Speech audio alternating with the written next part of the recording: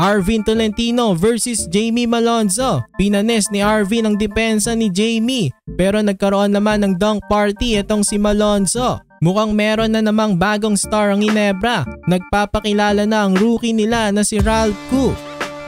Barangay Ginebra versus Northport Batang Pier. Another important game dahil kung manalo ang Northport dito, mananatili sila sa top 3. Pero kapag ang Ginebra ang nanalo, sila na ang magiging third seed sa standings. Starting 5 ngayon sa Gene Kings, itong rookie na si Ralph Koo. Sa start nga ng game, first basket ng Northport nang galing kay Joshua Munzon. First basket naman ng Ginebra nang galing kay C-Stan. Naka-end-one play pa nga ang Ginebra big man at nakumpleto pa ang 3-point play. First basket naman ni Arvin Tolentino, isang fadeaway shot against Jamie Malonzo. Pero maagang nag-init sa labas ang rookie na si Ralph Koo. Nakatatlong tres agad ang rookie tapos ang ganda pa ng kanyang pasa kay Malonzo. Nauwi tuloy iyon sa highlight play ni Jamie. Nakadalawang tres din si Thompson dito sa first quarter. Lamang ang Ginebra 30-21 at the end of the first.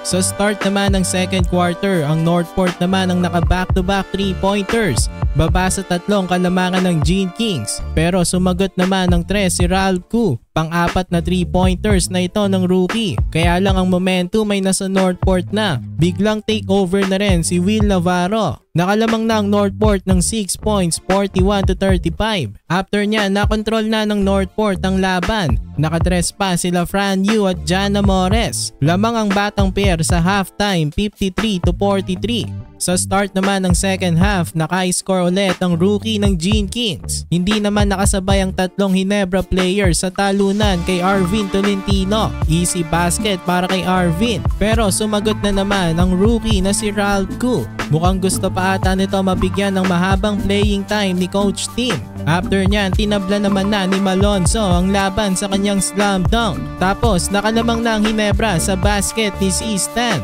Another and one sa Ginebra big man. Nabaliktad na ang momentum ng laban, napunta na ulit sa Ginebra. Nakuha nila ang kalamangan 73-70 at the end of the third.